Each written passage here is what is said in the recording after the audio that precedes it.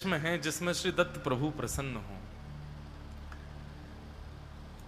अनुष्ठानात्मक विधि में भद्र ना होने के एवं ये नख आदि छेदन ना करने का कारण होता है।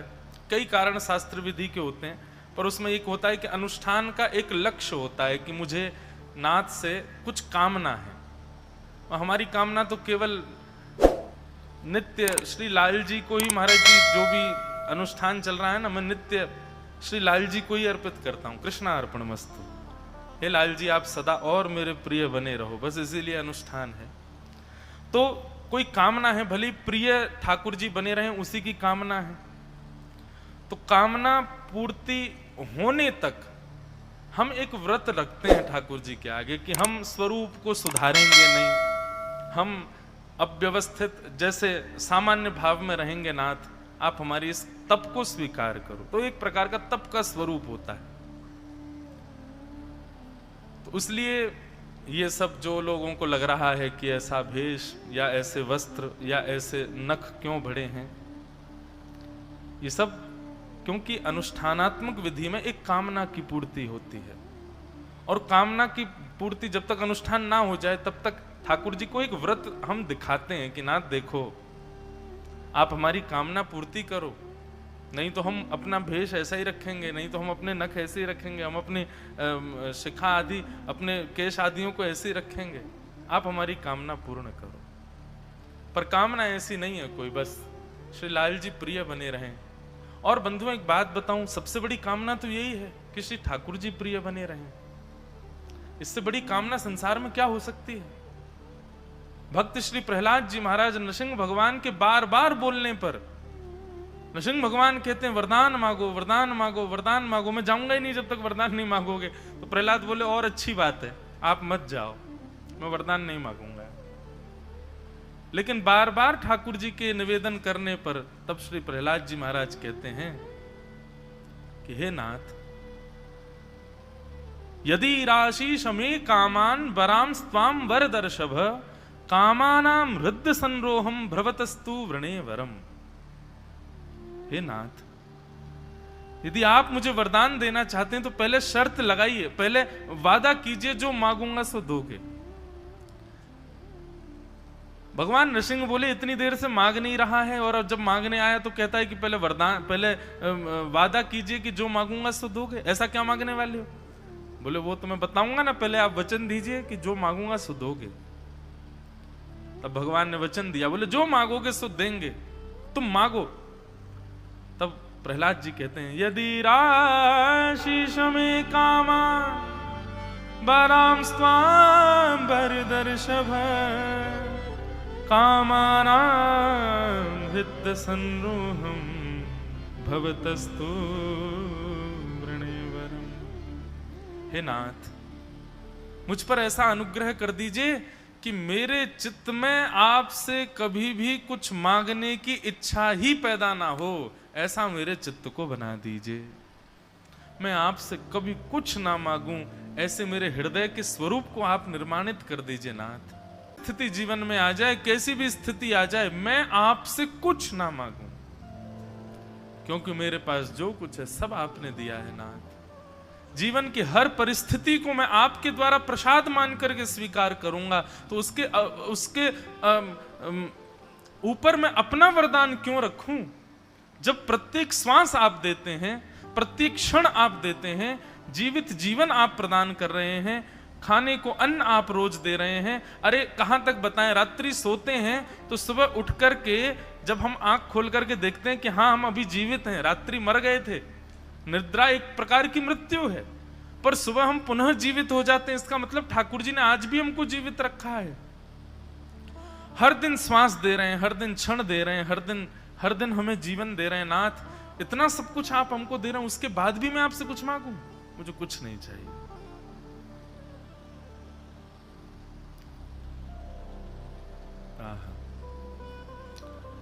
केवल आप चाहिए। आज बहुत सुंदर प्रसंग है श्री देवभूति माता, यही भक्ति परख। आज दो प्रकार की कथा है।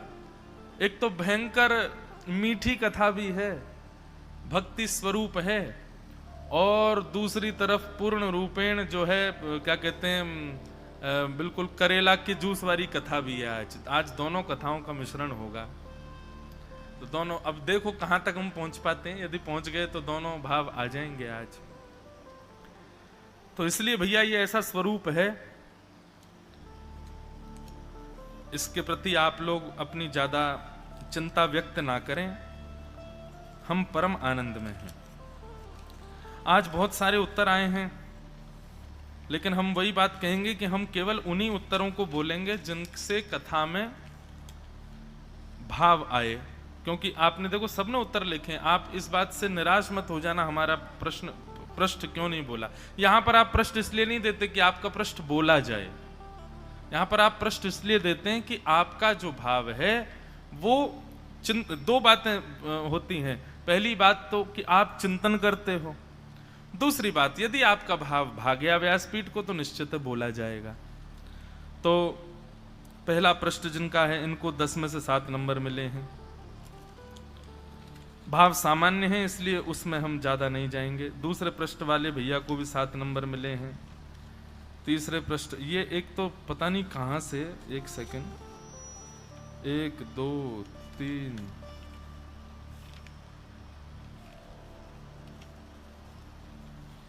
ये कोई जय जय सेना करके कोई संस्था है क्या भैया? ये कहां से आए हैं इतने सारे पद?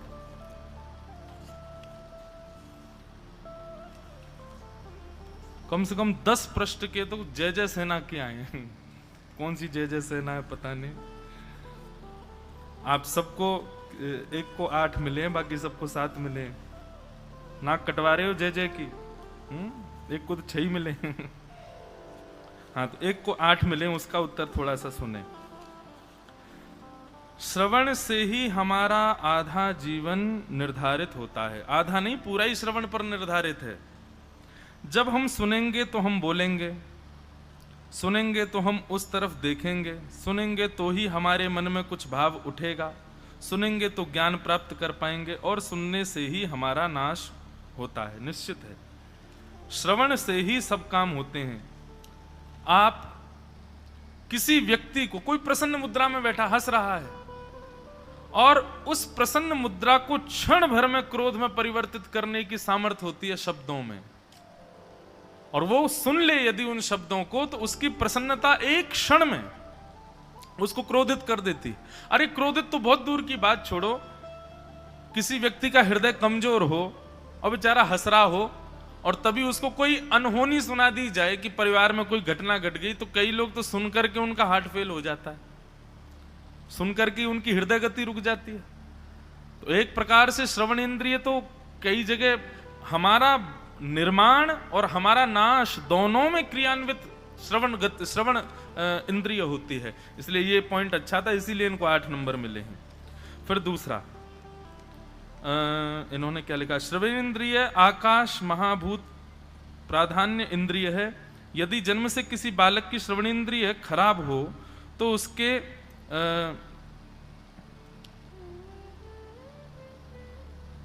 रसेंद्रिय होने का कोई महत्व नहीं है। चक्षु और रसेंद्रिय होने का, अगर श्रवण इंद्रिय किसी की जन्म से ठीक ना हो तो नेत्र और रस होने का कोई महत्व नहीं है। जिसे शब्दों का बोध नहीं होगा वह बिना सुने कैसे जानेगा किसी वस्तु को? क्या बोलते हैं? इसलिए श्रवण इंद्रिय की प्रधानता है। इन्होंने पहले प्रधानता बताई। कर्ण इंद्रिय की तन्मात्रा शब्द है, वह शब्द को ग्रहण करते हैं। कल हमने बताया था किसी भी इंद्रिय का दोष तब लगता है जब उसका हीन, मिथ्या या अतियोग किया जाए। अतियोग, यदि हीन योग रखना ही है तो सांसारिक चर्चाओं के लिए रखो। मतलब 3 प्रकार के योग हैं, उनके विषय में यहां रखा है। अगर श्रवण इंद्रिय में हीन योग रखना है तो संसारी चर्चाओं के प्रति रखो। मिथ्या योग, कर्मों द्वारा क्षति पहुंचाना, उसको रखो। अति योग, बहुत ही ज्यादा सुनना सांसारी वार्ता को। जो ज्यादा सुनता बोलता कम है, जो ज्यादा सुनता और बोलता कम है वह सुखी रहता है, किंतु एक उत्तम श्रोता ही उत्तम वक्ता बनने की क्षमता रखता है। अच्छा, आज हमने एक और चीज देखी महाराज जी, मौन में अभी तक तो गुण देखे, लेकिन आज एक दोष दिखा। दोष तो नहीं है, दोष तो हमारे मन का है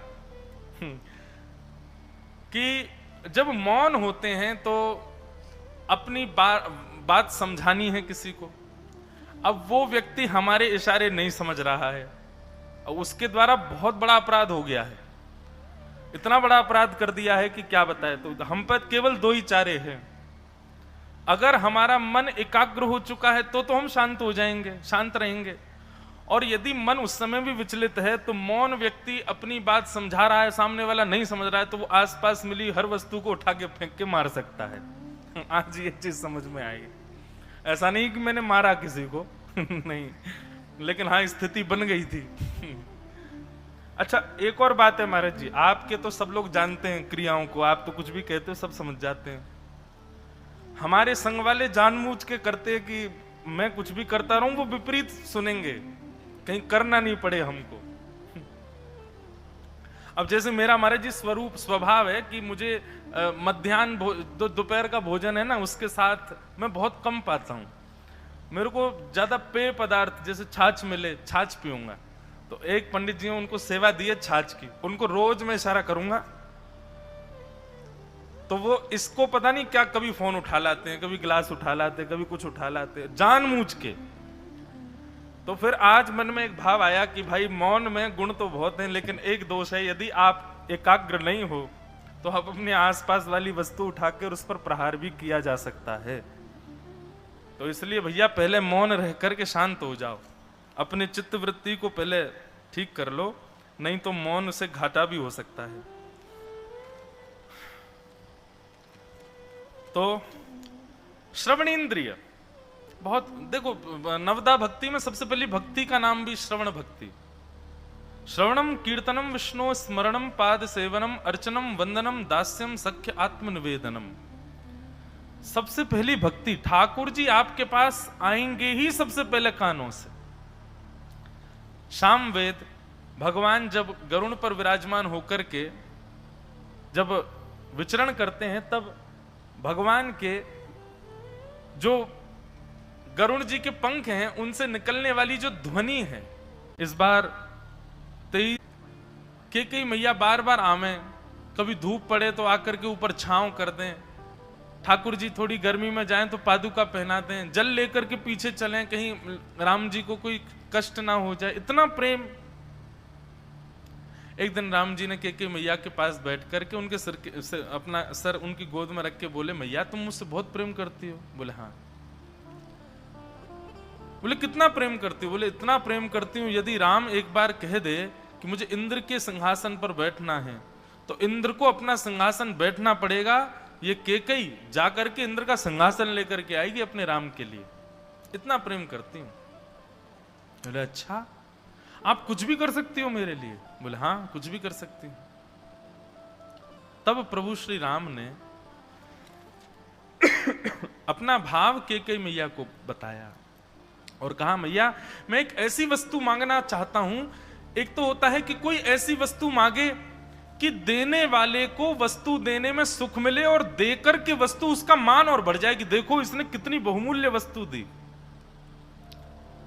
राम जी कह रहे हैं एक तो होता है कि आप ऐसी वस्तु मुझे ला करके दीजिए जिससे आपको देने में भी प्रसन्नता हो, और फिर जब वस्तु आप दे दो तो चार लोग आपकी प्रशंसा करें, वाह राम जी को कितनी बढ़िया वस्तु केकई ने दी। पर मैया मैं ऐसी वस्तु नहीं मांगना चाहता, मैं कहीं आपसे ऐसी वस्तु मांग लूं जो आप दे ना सको और जिसके कारण आपको बड़ा अपमान सहना पड़े, तो क्या आप दोगी मुझे?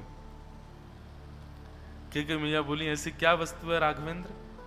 बोले नहीं, आपने मुझसे बहुत प्रेम क्या वादा किया है कि मैं जो मांगूंगा सो दोगी, तो आप बताइए ना। अगर मैं ऐसी वस्तु मांगूं जिससे आपका अपयश हो और आपको देने में भी कष्ट हो तो भी आप दोगी? केकई मैया कहती है, मेरा अपयश हो इससे मुझे चिंता नहीं, मुझे देने में कष्ट हो इससे मुझे थोड़ी चिंता, लेकिन मैं जो वस्तु दूं उससे कहीं राघव को कष्ट हुआ तो मैं प्राण त्याग दूंगी, लेकिन उस वस्तु को नहीं दे सकती।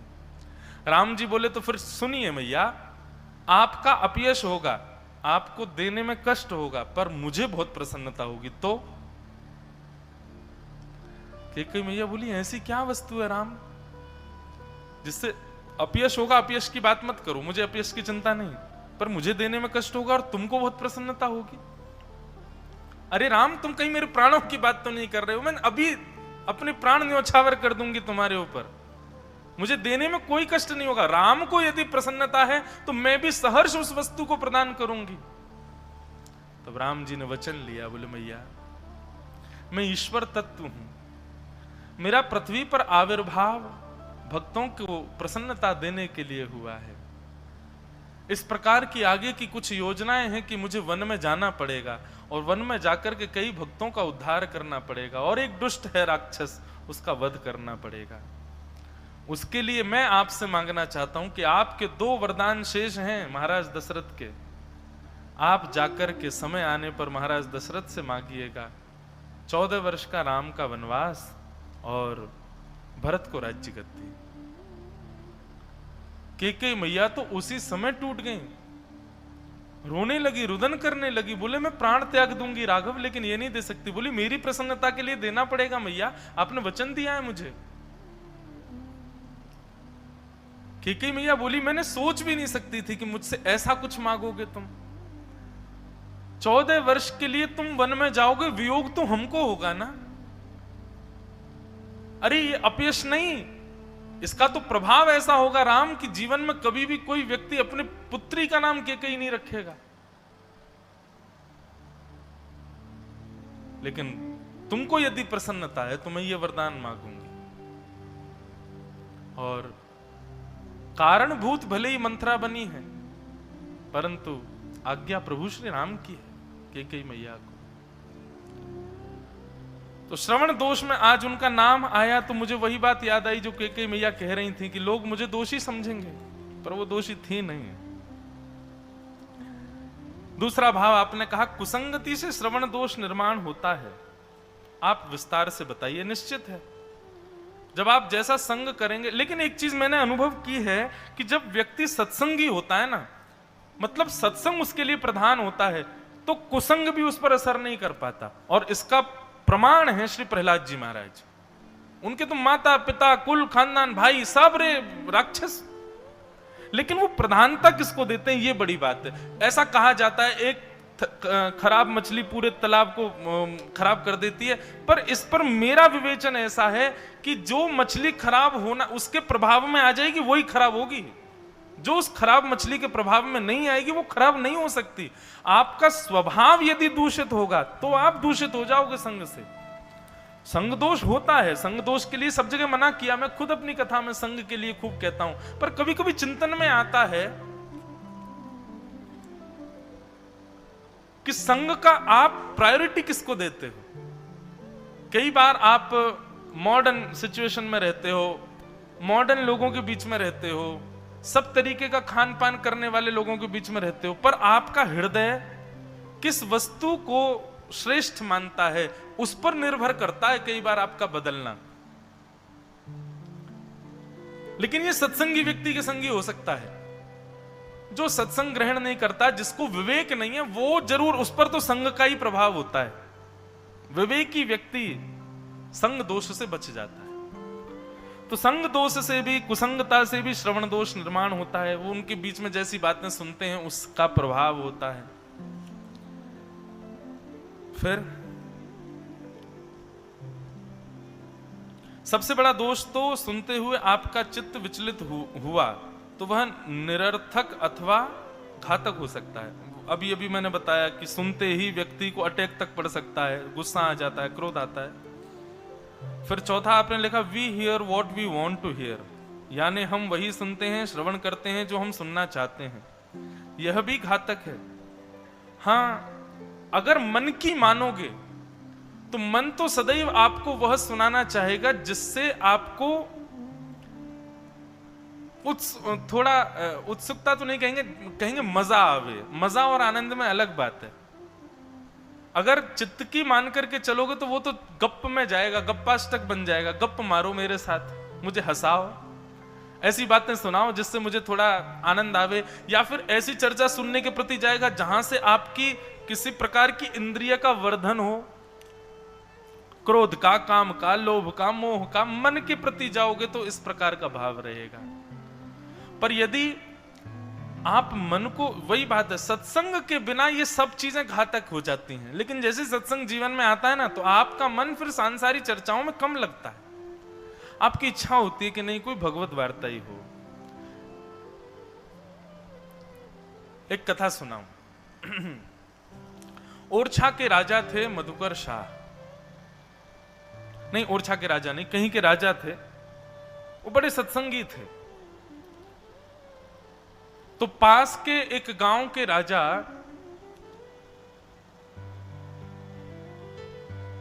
उन्होंने जाकर के अपने एक ब्राह्मण देवता से कहा कि आप उस राजा की नगरी में जाइए और वहां जाकर के मुझे देख करके बताइए कि वहां क्या क्या गुण है जिसका इतना गुणगान किया जाता है सब जगह। तो ब्राह्मण देवता दूसरे राजा के यहां गए और दूसरे राजा के यहां जाकर के सब देखा, लेकिन इतना देख लिया कि उसका वो वर्णन नहीं कर सकते थे। तब उन्होंने क्या किया कि उस दूसरे राजा के यहां से एक तोता लेकर के आए अपने साथ। राजा ने कहा कि आप दूसरे नगर में गए, वहां से क्या देख करके आए? बोले मैं तो नहीं बता सकता, इतना मैंने देख लिया है, पर 2-3 दिन इस तोते को रखिए, ये कुछ ना कुछ प्रत्युत्तर जरूर देगा। तोते को वहीं राजभवन में एक पिंजरे में रखा गया। तो एक दिन पश्चात ही सभा बैठी थी और राजा अपने मंच पर बैठे थे, बाकी के मंत्रीगण आदि सब कुछ चर्चा कर रहे थे। इतने में ही वो तोता चिल्लाने लगा और चिल्ला करके बोला, अरे मूर्खों क्या कर रहे हो, समय क्यों गवा रहे हो सांसारी चर्चा में? अरे जब कोई कार्य नहीं है तो खाली क्षण में भगवान नाम जपो ना, भगवत स्मरण करो ना। ब्राह्मण देवता खड़े हो गए, बोले भगवान मैं इस तोते को इसीलिए लेकर के आया, आप ये सोचिए हमारे खाली समय में किए जा रहे साधारण वार्ता को सुनकर के ये कह रहा है कि भजन करो, नाम जप करो, एक क्षण बड़ा मुश्किल से मिला है। जिस राजा के यहाँ का तोता इतना ज्ञानी होगा, सोचो वहां के बालक कैसे होंगे, वहां के वृद्ध कैसे होंगे, वहां के व्यक्ति कैसे होंगे, वहां की माताएं कैसी होंगी, जहां का जानवर ऐसा है वहां के लोग कैसे होंगे। इसीलिए मैं केवल एक तोते को लाया कि इसी से ही अंदाजा लगा लीजिए कि वो नगर कैसा होगा। तो संग का प्रभाव पड़ता है। दूसरी बात, जब आप सत्संगी हो जाते हैं ना, तो आपको सांसारी चर्चा और खाली समय के व्यर्थ क्रियाओं में इच्छा नहीं होती कुछ बैठने की या इस प्रकार के भावों में रहने की। आपका मन होता है ये खाली समय है, इसको भी भगवत वार्ता में विलीन कर दें। तो सत्संग नहीं है तो निश्चित है श्रवण दोष है, ये बात आप लिख लीजिए। श्रवण दोष उसी समय नष्ट हो जाता है जिस समय आप सत्संगी हो जाते हैं। श्रवण का स्वरूप, श्रोता द्वारा वार्ता सुनना ही श्रवण कहा जाता है। उस पर विचार करके उसका ग्रंथ अंश को ग्रहण करना, यही श्रवण अभ्यास है। देखो एक बात सुनिए, श्रोता 4 प्रकार के होते हैं। अब चलो आपके इनको 10 में से 9 मिले, एक और हैं उनको 10 में से 9 मिले, और बाकियों को 6, 7, 8 ऐसे मिले हैं। अब इसको विषय को यहीं रोकते हैं, अब हम कथा में भी जाएंगे। एक प्रसंग सुना के आपको, बहुत अच्छा भाव। 4 प्रकार के श्रोता होते हैं, श्रवण 4 प्रकार के होते हैं। वैसे तो 4-4 करके 8 प्रकार होते हैं। एक होते हैं अवर और एक होते हैं प्रवर। अब अवर श्रोताओं का मुझे थोड़ा चिंतन कम आ रहा है, मैं लेकिन कल अवर श्रोताओं के बारे में निश्चित बताऊं। अवर मतलब जो श्रेष्ठ नहीं है उनको अवर श्रोता कहते हैं, और जो श्रेष्ठ श्रोता हैं उनको प्रवर श्रोता कहते हैं।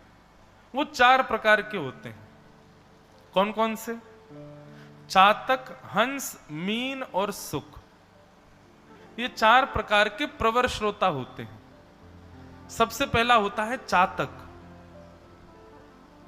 यह रट लागी लाडले जैसे चातक मोर। श्री चतुर्भुज दास जी महाराज गोवर्धनवासी सांवरे पद में कहते हैं, आपके नाम की रट कैसी लगी है? बोले जैसे चातक मोर। ये श्रवण प्रवर श्रोताओं में सबसे पहले श्रोता का नाम होता है चातक। चातक पक्षी का स्वभाव क्या होता है? बोले चातक पक्षी स्वाति के जल का इतना प्रेमी होता है। स्वाति के जल का मतलब जब काले काले बादल आकर के गरजते हैं और घनघोर घटा छाती है और गर्जना होते ही जैसे ही प्रथम बिंदु गिरती है आकाश से पृथ्वी पर, उस प्रथम बूंद को चातक अपने जिह्वा पर लेता है, अन्यथा पूरे साल भर प्यासा रहता है, कहीं पानी नहीं पीता वो। इतना बड़ा प्रेमी होता है वो स्वाति के जल का।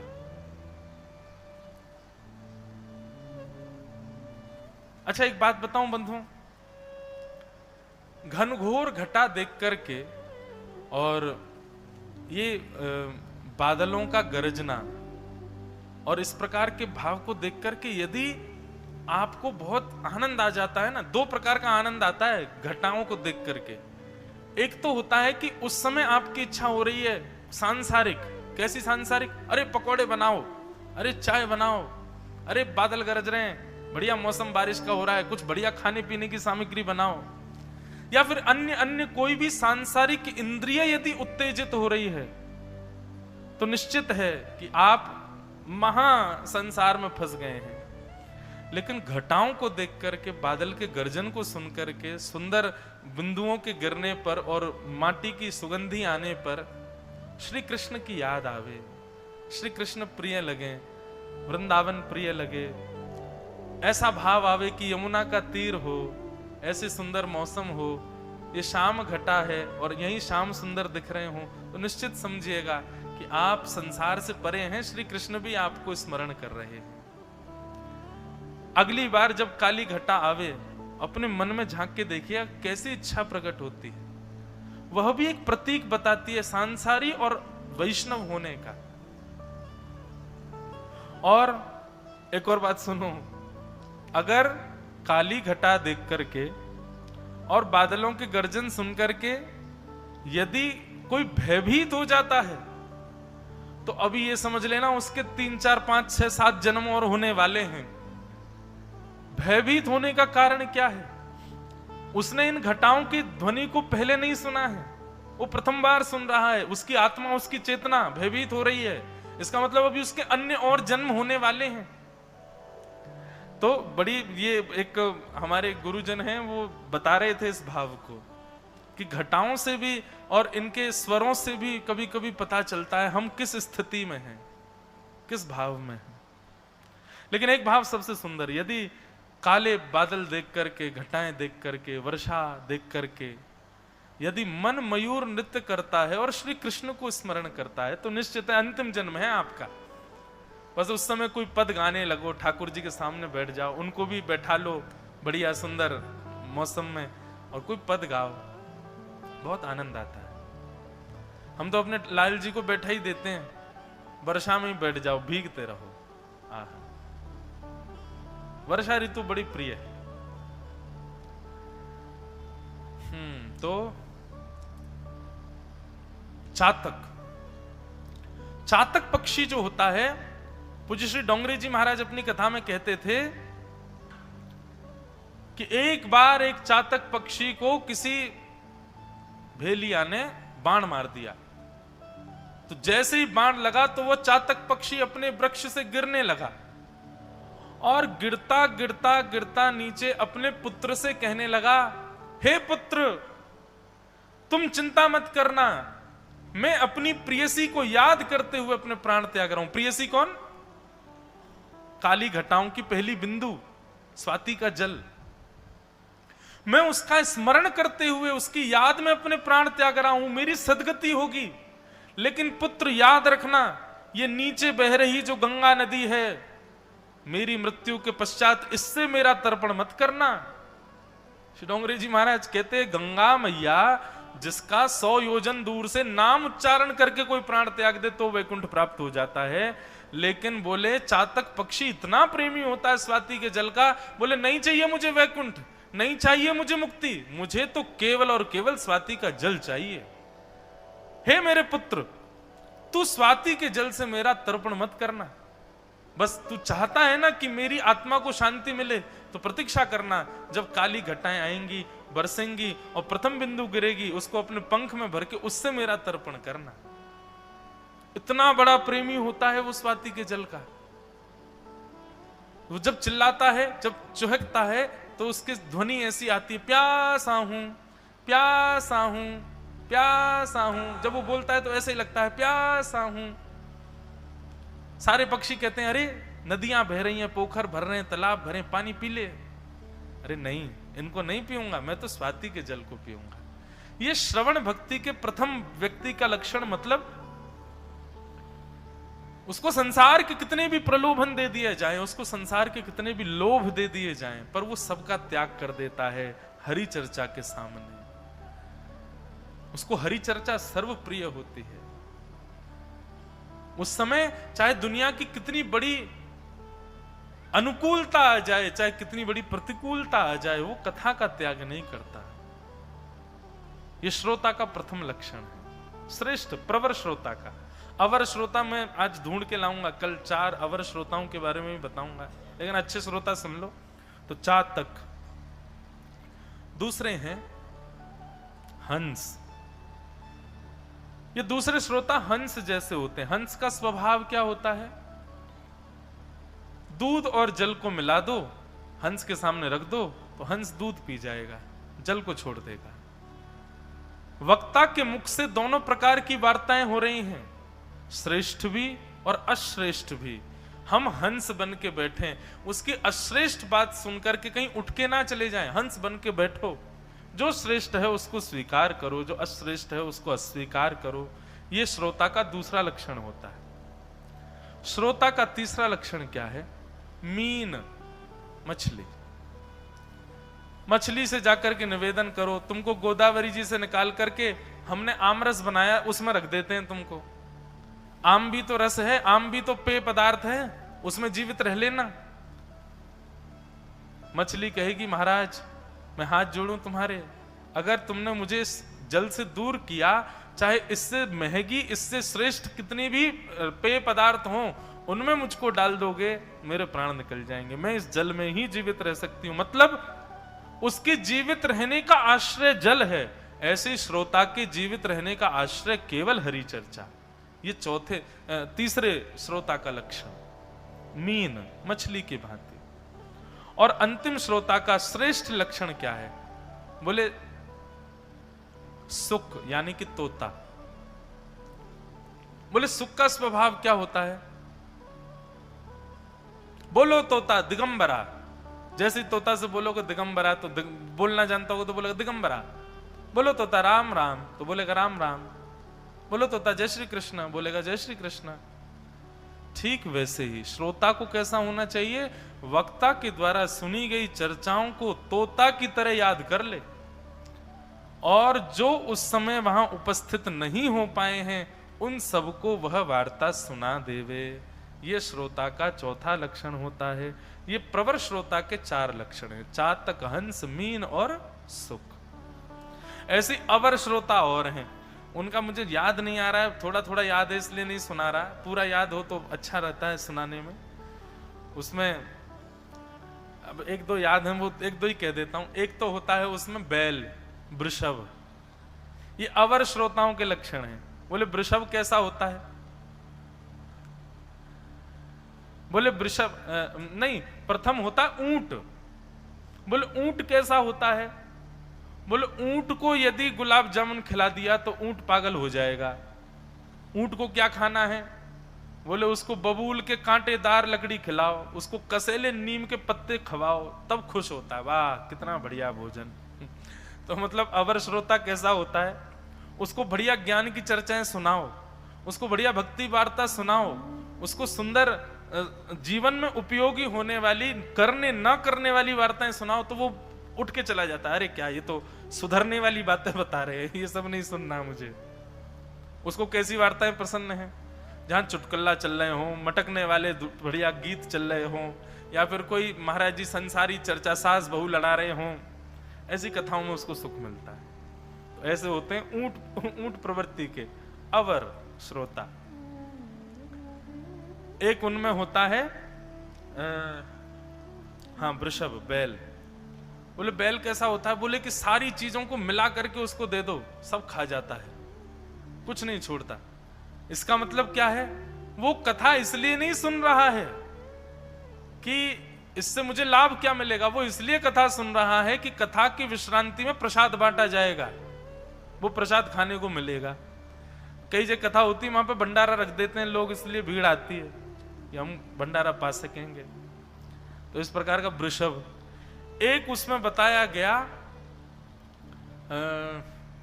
मुझे स्मृति नहीं आ रही इसीलिए मैं नहीं कह रहा था, दो और हैं। एक उसमें से है जो सबको सबसे देरी में आएगा कथा में, और लेकिन सबसे आगे आके बैठेगा, सबको कूदता फांदता, जो बेचारे इतनी देर से बैठे हैं सबको लांगता हुआ आके आगे, और फिर कथा भी नहीं सुनता, सबको डिस्टर्ब करेगा, कभी किसी से कोई बात, कभी किसी से कोई बात, कभी किसी से कुछ, कभी किसी से कुछ। उसका भी एक जीव का परिचय दिया गया, उस जीव के समान होता है। तो इस प्रकार अवर श्रोताओं के भी लक्षण बताए गए।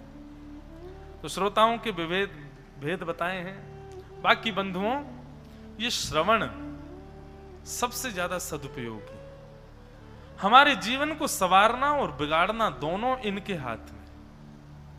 इसलिए सदा प्रयास करो कि गो कर्ण बनो। गो यानी कि ज्ञान, कर्ण यानी कि कान। इन कानों से वही श्रवण करो जो आपको सदमार्ग पर ले जाए। और सबसे बढ़िया तो हरि कथा है। इसलिए श्रवण भक्ति के विषय में बताया। अवधूत चिंतन श्री गुरुदेव दत्त। तो कल हमने श्रवण भक्ति के आचार्य के बारे में सुना। अच्छा, ये हम यहाँ रखवा देते हैं, आप सब अपने अपने पर्चा ले जाया करो, नंबर देख लिया करो किसको कितने मिले हैं, और उनसे हम कई आपकी, अच्छा यहाँ से मंच से कई बातें, कईयों के पर्चे नहीं बोले, वो निराश नहीं होना, अपना पर्चा देखना। आपने जो अच्छी बात लिखी है वहां पर हमने स्टार बनाया है। वो स्टार इसलिए बनाया है कि आपको वो पालन करनी है अपने जीवन में। हमने भले ही यहां से ना बोली हो, तो अपने अपने पर्चा जरूर ले जाना। श्रीदत्त भगवान के अगले गुरु कौन है? कि मधुहा हरिणो मीन पिंगला कुररोर्भक। हिरण के बाद श्रीदत्त भगवान के अगले गुरु हैं मीन यानी कि मछली। मछली को मैंने अपना अगला गुरु बनाया। अब निश्चित है मछली से क्या सीखा होगा। एक बात तो अभी अभी हमने बता दी आपको कि मछली इतना प्रेम करती है अपने जलाशय से कि वो उस जल के अतिरिक्त कितनी भी बहुमूल्य वस्तु का उसको प्रलोभन दिया जाए, वो उस जल का त्याग नहीं कर सकती। हमको कृष्ण भक्ति के अलावा कोई कितना भी अपनी ओर आकर्षित करे कि अरे यहां ले चलेंगे, तुमको वहां घुमा लाएंगे, तुमको ऐसा कराएंगे, तुमको ये पहनाएंगे, तुमको ये से खिलाएंगे, चाहे वो कितने भी श्रेष्ठ हो, हमको नहीं चाहिए। हमको ऐसे ही रहना है। हम ठाकुर जी के हैं, इसी बात में हमको अत्यंत प्रसन्नता है।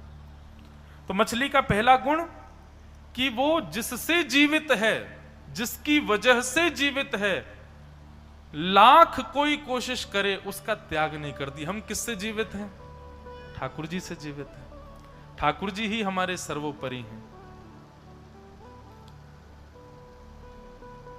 सिसूरदास जी महाराज का ये पद मैंने प्रथम दिन या दूसरे दिन मेरे को थोड़ा सा आया था, लेकिन आज गा देता हूं। अब मैं नाचो बहुत गोपाल, अब मैं नाचो बहुत गोपाल, अब मैं नाचो बहुत गोपाल, अब मैं नाचो काम क्रोध को पहर चोलना, काम क्रोध को पहर चोलना, काम क्रोध को पहर चोलना, काम क्रोध को पहर चोलना, कंठ विषय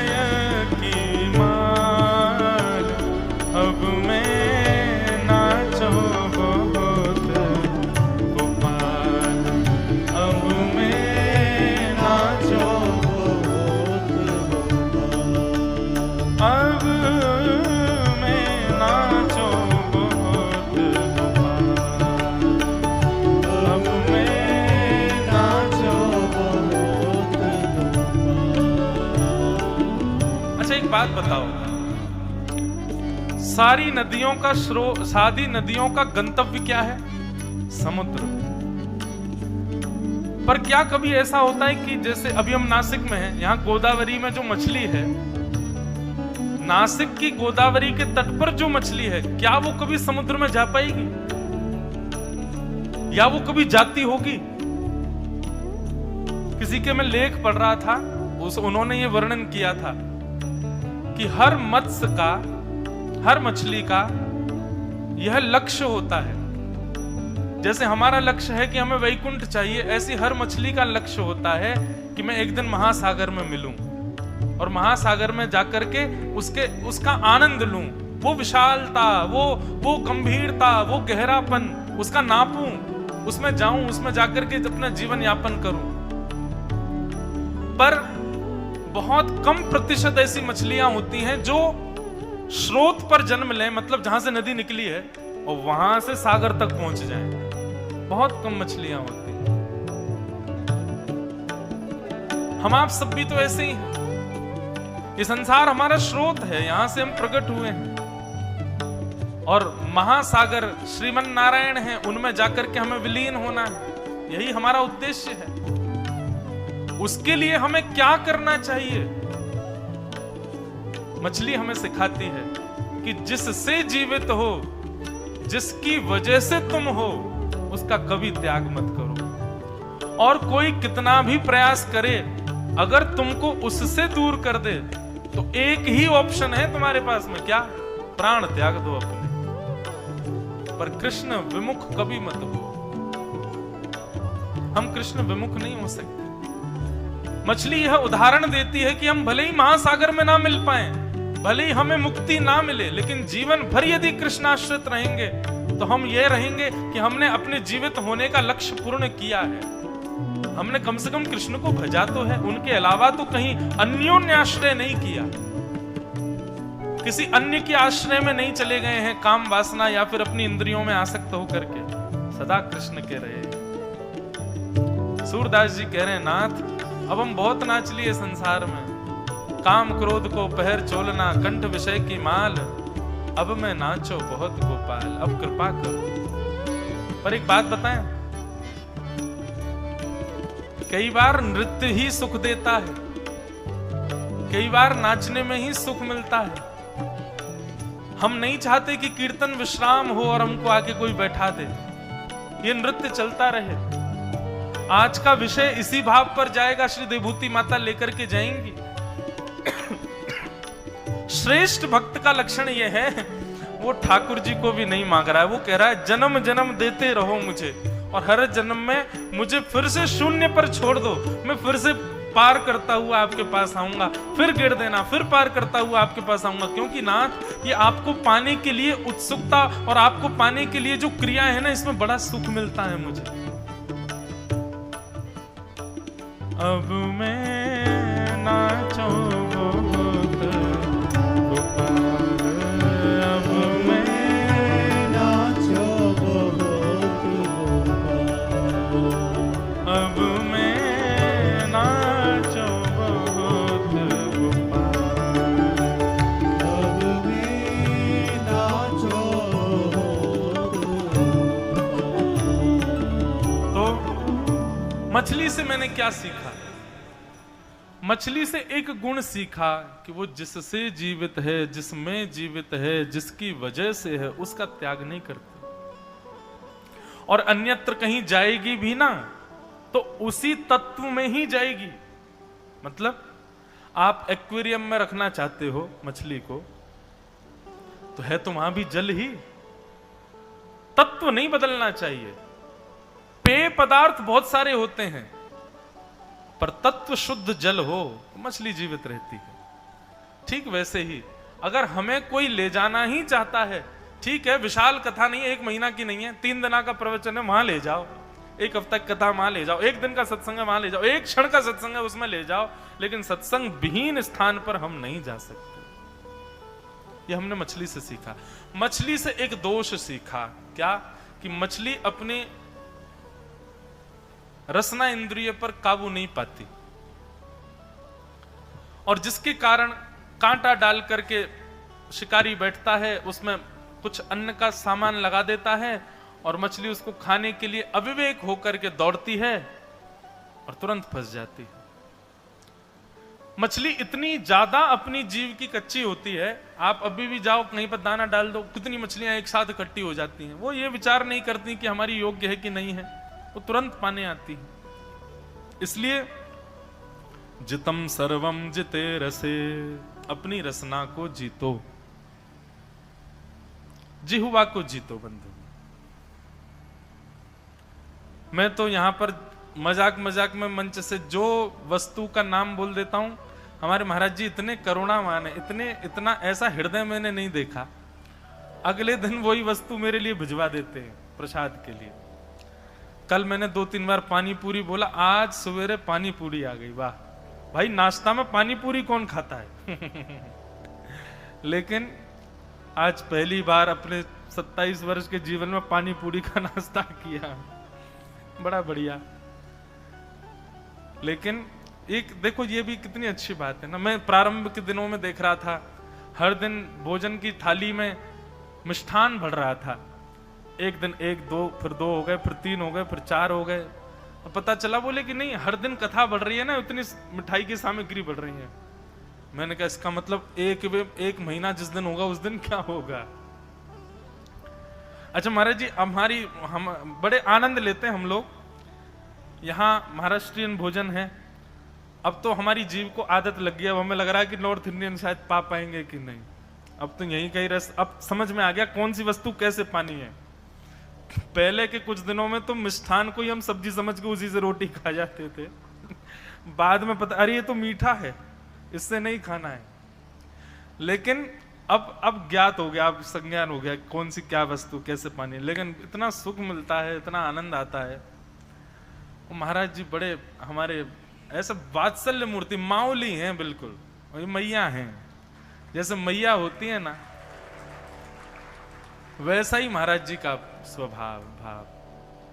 कल रात्रि यहां कीर्तन चल रहा था, तो थोड़ा श्रमित तो मैं हो ही जाता हूं, फिर रात्रि में थोड़ा ऐसे सर दर्द सा, तो मैं पीछे बैठे बैठे दवाई बना दी और तुरंत मेरे को लगा भी दी, दे भी दी। बोले लो पाओ, सो जाओ, ठीक हो जाओगे। तो ऐसा कौन माँ ही करती है ऐसे भाव। इसीलिए हमारे महाराष्ट्र में विशिष्ट संतों को माउली कहते हैं, मैया कहते हैं। ये हमारी मैया है, हमारा ध्यान रखती। तो परम आनंद मिलता है। लेकिन बंधुओं, भक्ति में सबसे बड़ी बाधा यदि कोई है, जीव। अगर रस इंद्रिय पर आपका वश नहीं है, तो निश्चित है जो व्यक्ति बहुत चटोरा है, लिख लीजिएगा, जो व्यक्ति की जीव पर वश नहीं है, ठीक है महीना हफ्ता में एक आध बार पाले कोई उसकी तो छूट है। लेकिन जो हर दिन अपनी जीव के चक्कर में पड़ करके कुछ ना कुछ नवीन ही प्रयास करता रहता है, निश्चित है उसकी बाकी की इंद्रियां भी खतरनाक स्थिति में हैं। उसकी बाकी की इंद्रियां भी अपनी चरमोत्कृष्ट स्थिति में चली गई हैं और वो परम संसार के उपभोगों में पड़ा हुआ है। अगर कोई बहुत चटोरा बैठा हो तो क्षमा करना हमको कि महाराज जी हमारे बारे में कह रहे, अरे आपने मंच से कह दिया, हमारे दोस्तों को पता है कि हम चटोरे हैं, वो मेरे को कहेंगे देखो तुम्हारे बारे में महाराज जी बता रहे हैं। देखो कई लोग ऐसा भी कह सकते हैं, ठाकुर जी को भी तो 56 भोग लगते हैं, काय को लगते हैं उनको 56 भोग, काय को वो भी तो चटोरे हैं। ठाकुर जी प्रसाद, वो तो उनको तो दो मत दो, सब में राजी हैं। ठाकुर जी को कोई वैसे भाव थोड़ी, भगवान से मत तुलना करो हर विषय की। पर मानव यदि अपने स्वाद के लिए बहु व्यंजनों का उपभोग करता है तो निश्चित है भगवत प्राप्ति में बाधा। भगवत प्राप्ति में बाधा दो लोगों को होती है, एक तो बहुत खाने वाले को और एक बहुत सोने वाले को। ये दोनों भगवत प्राप्ति में कहीं ना कहीं वंचित रहते हैं। इसलिए मध्यस्थ रहे, ज्यादा ना खावे ना ज्यादा सोवे। और एक और तीसरा एक और लिखो, बहुत बोलने वाले को भी, जो बहुत ज्यादा बोलता है उसको भी भगवत प्राप्ति में दिक्कत होती है। सांसारी चर्चा, तीनों में एक समत्व रखे। निद्रा उतनी ले जितनी तन को आवश्यकता, भोजन उतना ग्रहण करे जिससे उतना बल मिले कि मैं सेवा कर सकूं, मैं कथा सुन सकूं, कथा सुना सकूं, ठाकुर जी की लीला में कोई दोष ना आ जाए, और बोले भी उतना जिससे कल्याण हो रहा हो, उससे अतीत बोलने का प्रयास ना करे, मौन रहे। तो मछली से हमने एक गुण सीखा, वो अपने अस्तित्व का त्याग नहीं करती, जिससे जीवित है उसका त्याग नहीं करती कभी। और दूसरा हमने मछली से सीखा कि अपनी रस इंद्रिय को जीतना चाहिए, नहीं तो यही रसना ही किसी दिन हमको भगवत मिलन में बाधा बनकर के किसी शिकारी के हाथ पड़वा करके हमारे जीवन को नष्ट कर देगी। अपनी रसना को जीतो। तो ये दत्त भगवान के अगले गुरु हैं, अवधूत चिंतन श्री गुरुदेव दत्त। ऐसे प्रभु श्री दत्त को हम बारंबार प्रणाम करते हैं। और आइए अब चलते हैं सीधे एक बाल अवधूत की कथा में। कौन है? श्री कपिल महाराज, कपिल भगवान। जहां वो देवहूति माता को सुंदर प्रसंग सुनाते हुए, उनके प्रश्नों के उत्तर देते हुए सांख्य शास्त्र का निरूपण कर रहे हैं।